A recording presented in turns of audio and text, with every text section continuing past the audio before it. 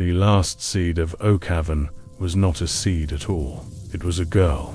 Her name was Ilara, and at 20 years of age, she looked as if she'd been carved from the same worn-out earth she was destined to walk upon. She was slender, with the kind of thinness that comes not from grace, but from a lifetime of having just a little less than enough. Her hands were a map of her struggle, calloused and rough, with dirt permanently etched under her nails like a stubborn shadow. But it was her eyes that told the real story. In them, beneath the weariness of a life lived on the margin, was a defiant glimmer of hope, a tiny, stubborn flame refusing to be extinguished by the harsh winds of her reality. That reality was the dusty, sun-beaten market square of Oakhaven, a village bound by traditions as rigid as iron and a network of whispered gossip that could strangle a person's spirit faster than any rope. On this particular day, the air, thick with the smell of baked bread, livestock and dry dust, crackled with a cruel energy. It was the sound of laughter, sharp and pointed, and it was all aimed at Ilara. The source of their amusement was her dream, a thing she had spoken aloud in moments of desperation, a fantasy that had become the village's favorite joke. She dreamt of one day marrying Lorden, the region's wealthiest and most powerful landowner. To the gossiping women and smirking men of Oakhaven, this was the height of absurdity. A dirt-poor peasant girl, an orphan with nothing to her name, aspiring to the world of a man who owned the very ground they stood on. They saw it as foolish ambition, a laughable delusion.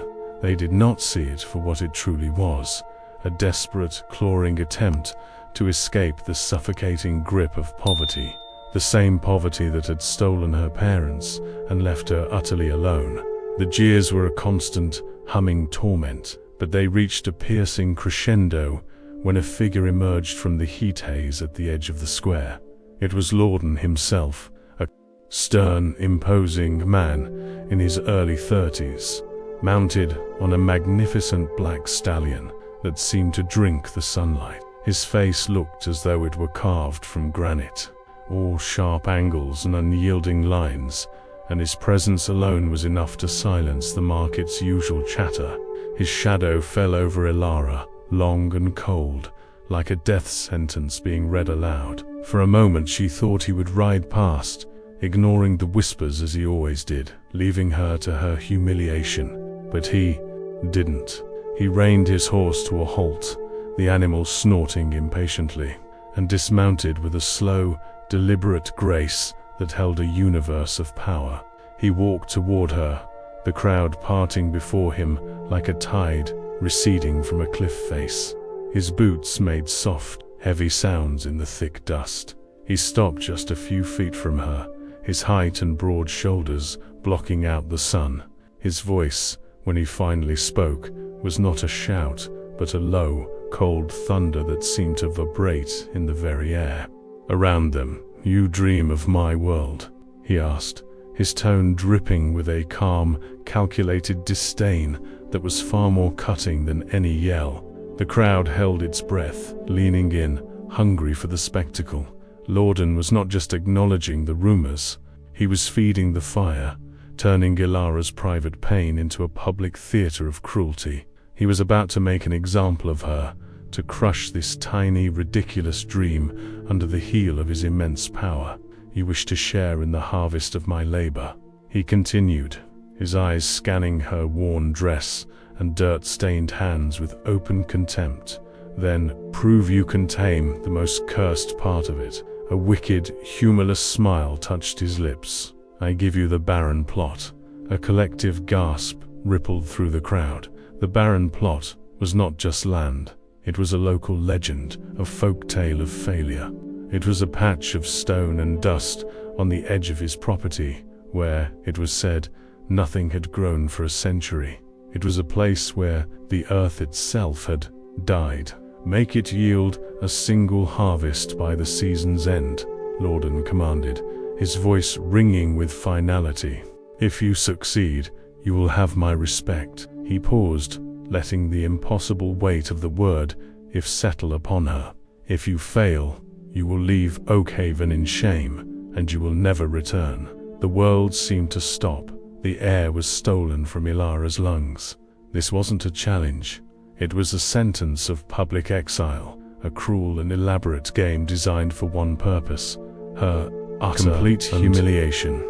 It was a way to extinguish that last flicker of hope in her eyes for all to see. For a long moment she felt nothing but an ice-cold wave of shock, a numbness that spread from her chest to the tips of her fingers. And have you, who are watching this, ever felt that? A moment when the world tries to bury you, when everyone judges you without knowing the fire inside. A moment when your only choice is to fight back or be erased, when a cruel challenge is laid at your feet, and you know that to retreat is to die a little inside. It is in that moment that you discover who you truly are. And in that moment, something inside Ilara shifted. The shock receded, and in its place, a fire began to burn. It was a desperate, wild resolve, the kind that only grows in the soil of absolute hopelessness. She lifted her chin, her gaze meeting Lordan's without flinching. Her voice was quiet, barely a whisper, but it cut through the thick, expectant silence of the market square. "I accept," she said. The two words were small, but they carried the weight of her entire future. The crowd murmured, a mix of disbelief and morbid excitement. They had come for a simple mocking, and now they were witnesses to a formal, impossible wager. Lordan's stony expression didn't change, but a flicker of something surprise passed through his cold eyes. He gave a curt nod, turned without another word, and swung himself back onto his stallion, riding away as if the matter was already concluded. The walk to the barren plot was the longest journey of Ilara's life. The villagers' eyes followed her, their whispers now a chorus of pity and scorn. She was no longer just the poor orphan with a foolish dream. She was the girl who had accepted a death sentence. The plot itself was worse than the stories. It was a scar on the otherwise lush landscape of Oakhaven, a patch of earth so cracked and pale it looked like sun-bleached bone. The ground was not soil but a compacted mixture of clay, rock and saline dust.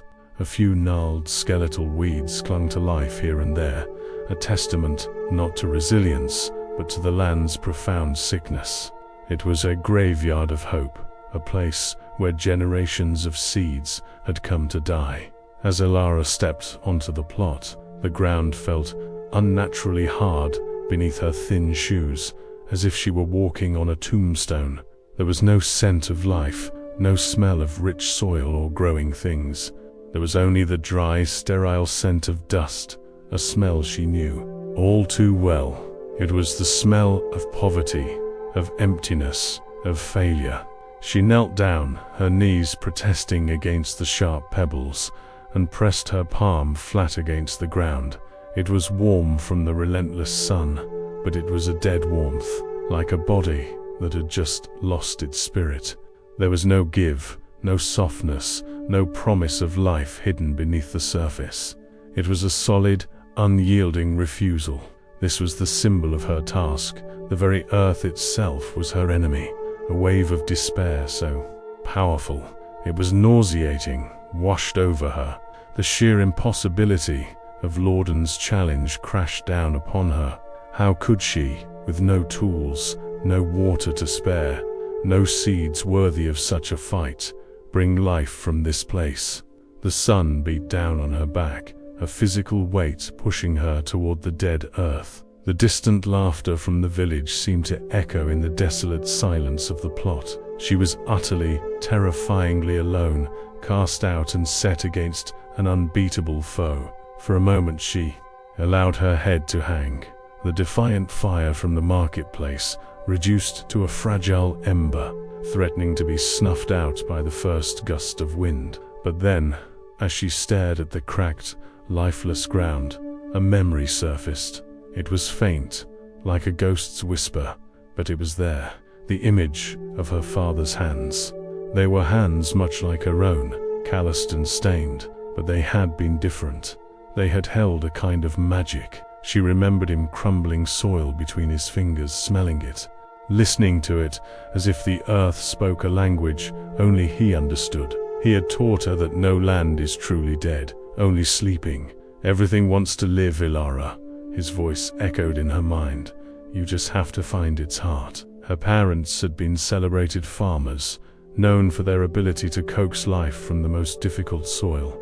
They were a part of her, their knowledge, a seed buried deep inside her, waiting for the right conditions to sprout. That memory, that faint echo of her father's wisdom was just enough. The ember of her resolve glowed a little brighter. This wasn't just about her survival anymore.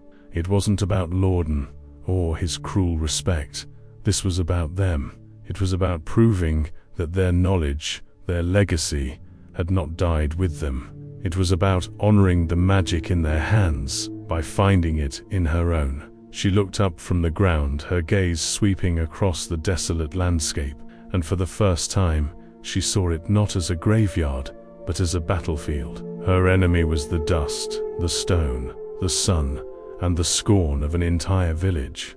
Her only weapons were the fading memories of her family and a stubborn refusal of her own spirit to break. As the sun began to dip below the hills, painting the sky in hues of orange and purple, Ilara remained on the plot. The shadow of Lorden's distant manor stretched long and thin, its dark finger pointing directly at her. She found a thick, broken branch at the edge of the plot, and with all her strength, drove its pointed end into the rock-hard ground. The wood shuddered, and the earth barely yielded, a small, pathetic crack appearing in the surface. It was a tiny, almost meaningless gesture against an immense, unmovable force, but it was a start. It wasn't a promise of a harvest, it was a declaration of war, a war she was almost certain to lose. The days that followed blurred into a singular, grueling trial of dust and sun. Ilara's war began not with a clash of steel, but with the pathetic scrape of a broken branch against earth as hard as fired brick.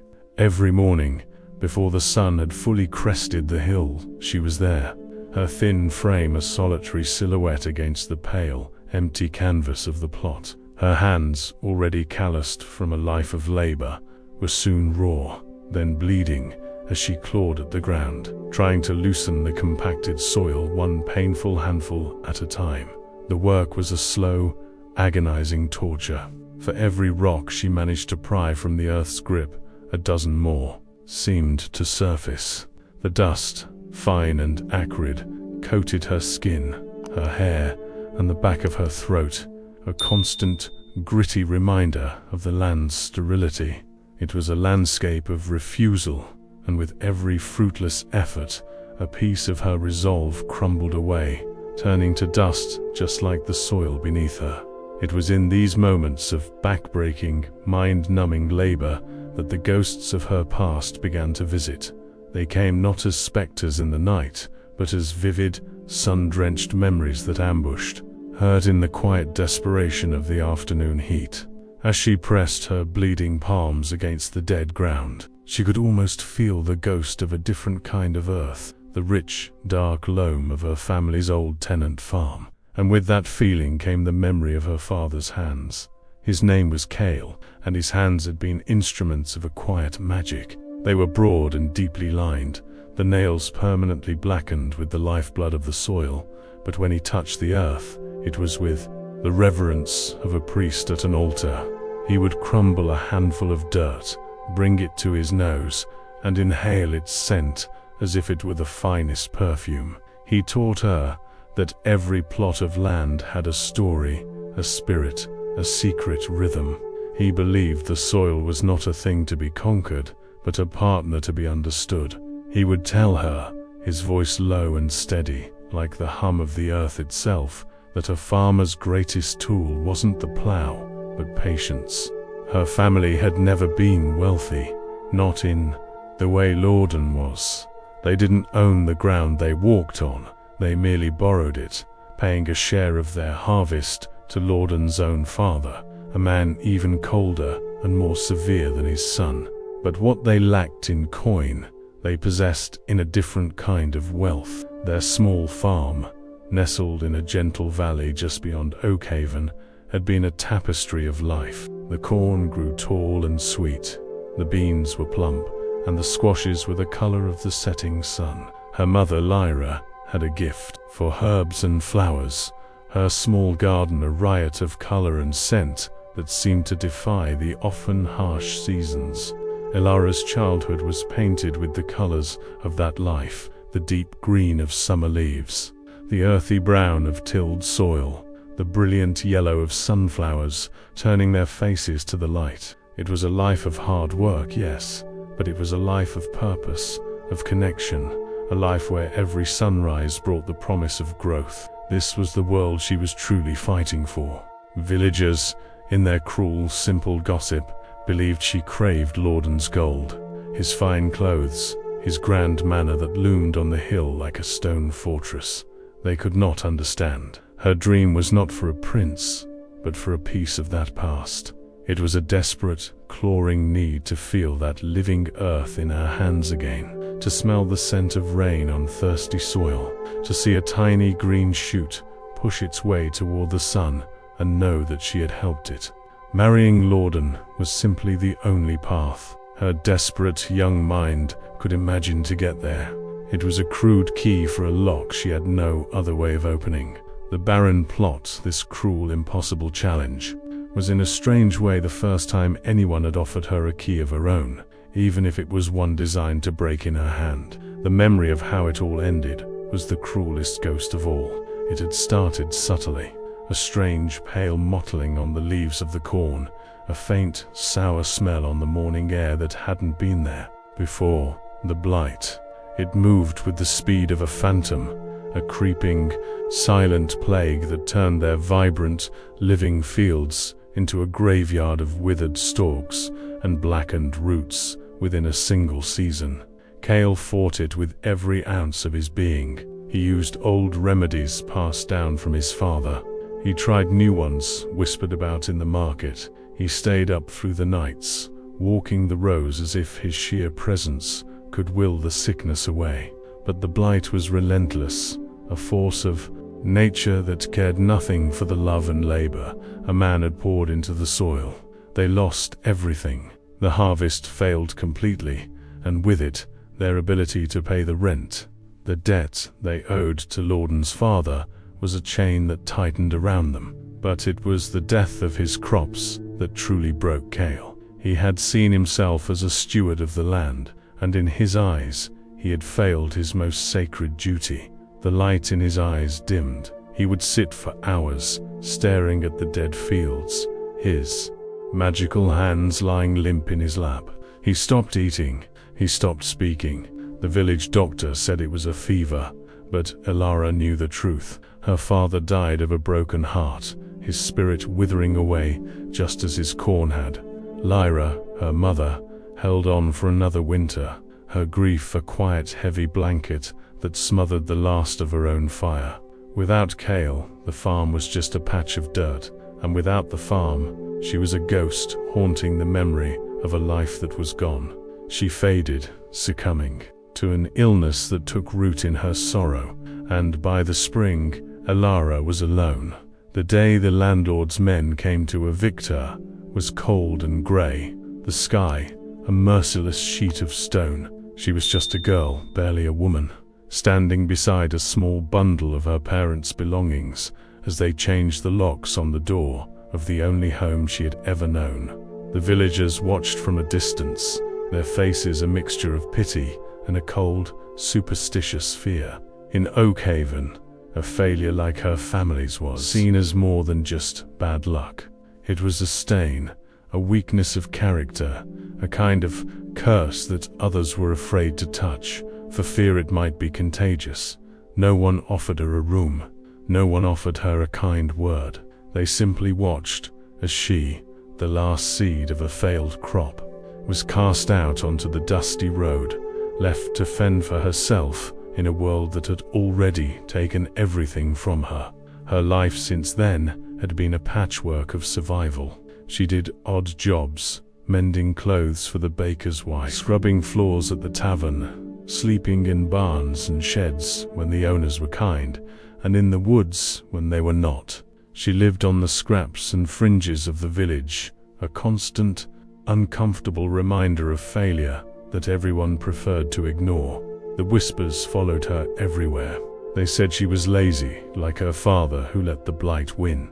They said she was foolish, a daydreamer with her head in the clouds. They said she was cursed, destined to turn everything she touched to dust. This constant, low hum of judgment was the soundtrack to her loneliness, a wall of scorn that kept anyone from getting too close. The gossip was not just casual cruelty, it was a way for the village to reinforce its own rigid order.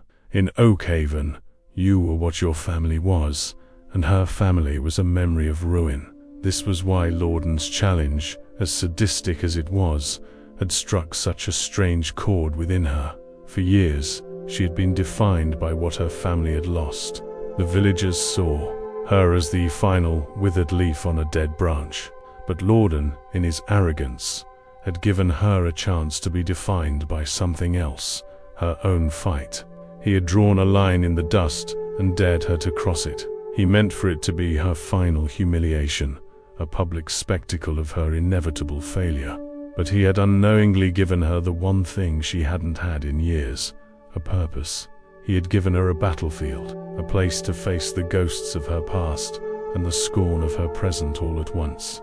Every swing of her makeshift pickaxe was a blow against the memory of the blight. Every rock she cleared was a rejection of the village's judgment. Every drop of her own blood that fell upon that sterile ground was a defiant offering, a refusal to accept that her family's story ended in failure. The barren plot was more than just land. It was a mirror. It was as empty and abandoned as she felt. The deep cracks in its surface were like the fractures in her own heart. The salt that made the ground so sterile was the dried residue of all the tears she had shed in secret in the cold and lonely nights. The relentless sun that baked it day after day was the same unblinking, judgmental glare of the villagers who watched her from the road, their arms crossed, their heads shaking with a kind of morbid satisfaction. They wanted to see her break. They were waiting for the moment she would finally collapse in the dust, defeated, and prove them all right. To them, she was just a foolish girl playing in the dirt, chasing a fantasy. They couldn't see the war she was fighting, not just with the soil, but with the entire weight of her history. Have you ever felt that? Have you ever felt like you were in a fight that no one else could see? A struggle against your own past, against the labels people have put on you. A battle where your only weapon is a stubborn belief in yourself that even you, in your darkest moments, can barely hold on to. It is a lonely place to be, a solitary war, fought in the silent chambers of the heart. For Elara, that war had now become terrifyingly public. Her internal struggle made real in the form of a patch of dead earth under a cruel and watchful sky. She was fighting for her future, but more than that, she was fighting for her parents' past, to prove that their knowledge, their love for the land, was not a curse, but a legacy waiting to be reclaimed. The days bled into a week, then two. Her meager savings were gone, spent on a few handfuls of the cheapest grain seed from a neighboring town, seeds that looked as weary and hopeless as she felt. She had no tools, but the broken branches and sharp stones she could find. Her water was rationed from the public well, and she often gave her share to the thirsty ground, her own throat parched and raw. The physical toll was immense. Her body ached with a deep, persistent pain, and hunger was a constant, gnawing companion. Some nights, she would simply lie on the hard, unforgiving ground of the plot, too exhausted to even walk to the abandoned shed she called home. She would stare up at the cold, distant stars and wonder if her parents could see her. Were they proud of her fight, or did they weep for her folly? The villagers' scorn began to curdle into a more active form of torment. Children, emboldened by their parents' whispers, would sometimes creep to the edge of the plot and throw stones, not at her, but into the small section of ground she had painstakingly cleared. There, laughter like the chipping of flint. Mara, the baker's daughter, a girl whose own ambitions toward Lorden were well known, would often walk by with her friends, speaking in voices just loud enough for Ilara to hear. They called the plot Ilara's Folly, and spoke of the grand feast they would have on the day she was finally exiled. Each word was a small, sharp cut, bleeding away what little hope she had left. She was an island of desperate effort in an ocean of disbelief. One evening, as a bruised purple twilight settled over the valley, a profound wave of despair washed over her. She sat on the edge of the plot, her hands raw and useless in her lap, and looked at her work. After weeks of relentless labor, all she had to show for it was a small, pitiful patch of slightly less compacted dust. It was nothing, a child's sand drawing that the first wind would erase. She had planted the few seeds she owned, but they lay silent and still beneath the surface, refusing to answer her. Please. It was over. The land had won. The village had won. The ghosts had won. The fight was gone from her, replaced by a cold, heavy emptiness. She let her head fall into her hands, the rough dirt on her cheeks mingling with the first hot tears she had allowed herself to shed since the challenge began. But as she sat there, broken in the deepening gloom, a memory surfaced, sharp and clear, cutting through the fog of her despair. It was her father's voice, not just the memory of it, but the exact words he had spoken 1 year during a long dry summer. She had asked him why he was laying wet moss along the base of the tomato plants. He had smiled and tapped the side of his nose. "Some earth isn't dead, Ilara," he had said. "It's just forgotten how to drink. You don't fix that with a flood. You have to teach it sip by sip." The memory was so vivid, it was like he was whispering in her ear. Moss, a specific kind of moss that held water like a sponge, a forgotten technique, a tiny, almost insane flicker of an idea ignited in the darkness of her mind. What if this land hadn't been cursed by a vengeful god or a powerful magic? What if it was simply a land that had forgotten the most basic thing a land needs to know? What if, all this time, she had been fighting the wrong enemy? The memory of her father's words was not a gentle comfort. It was a desperate, jagged piece of wreckage to cling to in a storm. Moss, a plant that thrived in darkness and damp, a creature of shadow. The idea was so counterintuitive, so alien to the sun-scorched reality of the barren plot, that it felt like a form of madness. Yet it was the only thing she had left. This new strategy transformed her grueling labor into a frantic, two-front war. By day, she continued her assault on the compacted earth, her body a pendulum of futile motion under the relentless eye of the sun. But as dusk fell, painting the sky in shades of bruised violet, her work would change. She would slip from the plot, her movements furtive and silent, and make her way to the cool, shaded cliffs that bordered the valley. There, in the deep crevices, where the sun never reached, she found it. The moss was a deep, velvety green, cool to the touch, and it clung to the rock with a stubborn, quiet strength she recognized in herself. She would gather it carefully, peeling it from the stone in soft, damp sheets, her bleeding fingers leaving faint crimson smears on its vibrant surface. She carried it back to the plot like a secret treasure, and under the cold, indifferent light of the moon, she would crumble it, working it into the dusty soil she had so painstakingly loosened, praying it would become the sponge her father had described, a secret reservoir of life in a land that had forgotten how to drink. This new nocturnal routine did not go unnoticed. The village of Oakhaven slept, but its malice was a restless thing. The chief architect of this malice was Mara, the baker's daughter. Mara was a woman sculpted from envy and ambition, her prettiness soured by a constant, simmering resentment. She had long set her sights on Lorden, not for love, but for the status his name would confer, and she saw Ilara's impossible quest not as a tragedy, but as a personal affront. A peasant girl, a cursed orphan, daring to occupy the thoughts of the man Mara considered her prize. It was an insult that demanded punishment. She began to marshal the other women of the village, the ones who found a cruel pleasure in the misfortunes of others, turning their idle gossip into a focused campaign of torment. They were a flock of sharp-beaked crows, and Ilara was the scarecrow they had decided to tear apart, piece by piece. Their whispers were no longer confined to the market square. They followed Ilara like a foul scent, a constant humming chorus of disdain that poised the very air she breathed. Their first coordinated attack was one of pure, calculated cruelty. Water in the dry season was O'Carvan's most precious currency, and the public well was its bank. Each family was allotted their share, and Ilara's portion was already meager. One morning as she approached the well, her wooden buckets feeling heavier than usual with the weight of her exhaustion, she found Mara and her followers there.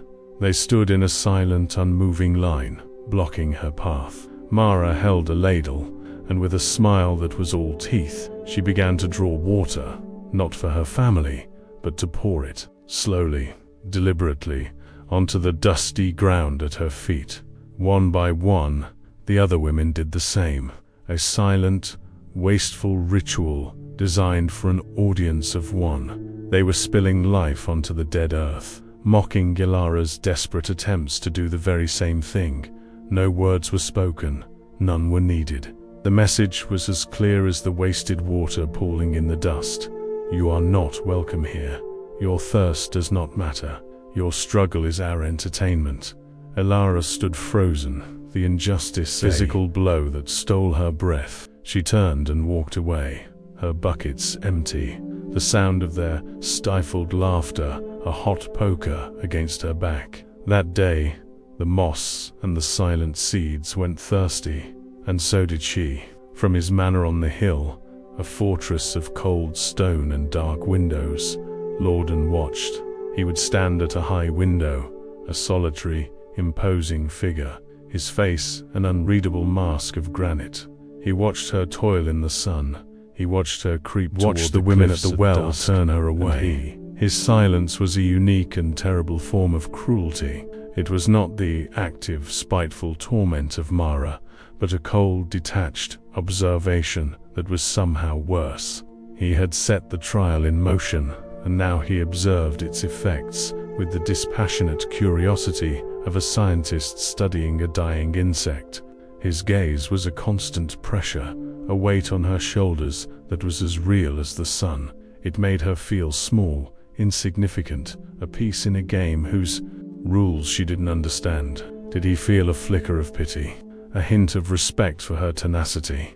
Or did he simply watch and wait for the inevitable moment of her collapse, a final, satisfying confirmation of his own power and her worthlessness? She couldn't know, and this uncertainty was a poison that seeped into her thoughts, making her question not just her chances of success, but her own sanity for even trying. The constant assault from the outside began to breach the walls of her own mind. The villagers' whispers became her own internal chorus of doubt. At night, lying on the hard ground of her borrowed shed, sleep would not come. Instead, the voices would circle in the darkness. Cursed, they had called her family. Is it true? Was the blight a punishment? Is this barren plot just the final chapter in a story of failure written long ago? Foolish, Mara had sneered. Am I a fool? Am I chasing a ghost, trying to bring my parents back to life with dust and moss? Sane, the other women whispered. Maybe they were right. Maybe this relentless, hopeless labor was a sign that the grief and loneliness had finally fractured her mind. Have you ever felt that, you who are watching, that terrible moment when the cruel words of others stop being an external noise and become the voice of your own heart? When you look in the mirror and see not yourself, but the broken, pathetic creature they have told you that you are. It is a terrifying kind of solitude, a prison where you are both the inmate and the guard, and the whispers are the key turning in the lock. Mara's campaign of cruelty escalated. Seeing that thirst and exhaustion were not enough to break Ilara's spirit, she decided to attack the work itself. One night, under a sliver of moon, she led her followers to the barren plot. They did not come with shovels or plows. They came with contempt, with their heavy shoes. They trampled the small sections of earth Ilara had so carefully prepared. Their footsteps are brutal, the elation of her painstaking work. They kicked over the piles of rocks she had cleared, scattering them back across the loosened soil.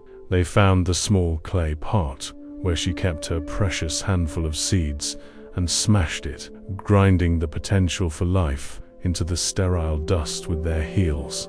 It was an act of pure destruction, a violation born of a deep and bitter jealousy. When Ilara arrived before dawn the next morning, the sight that greeted her was one of utter devastation. It was a message written in ruin. Everything you build, we will tear down. Everything you hope for, we will crush. Your effort is meaningless. You are meaningless. For the first time, a sob of pure, undiluted despair escaped her lips, a raw, wounded sound swallowed by the vast, empty silence of the plot. The physical toll was becoming undeniable. Hunger was no longer a dull ache. It was a sharp, predatory thing that gnawed at her insides, making her dizzy and weak. Her body, waist away, her cheekbones sharp, her eyes sunken in dark, bruised hollows. There were moments in the afternoon heat when the world would tilt and shimmer, the line between the cracked earth and the pale sky blurring into a single, wavering image of desolation. Her muscles burned with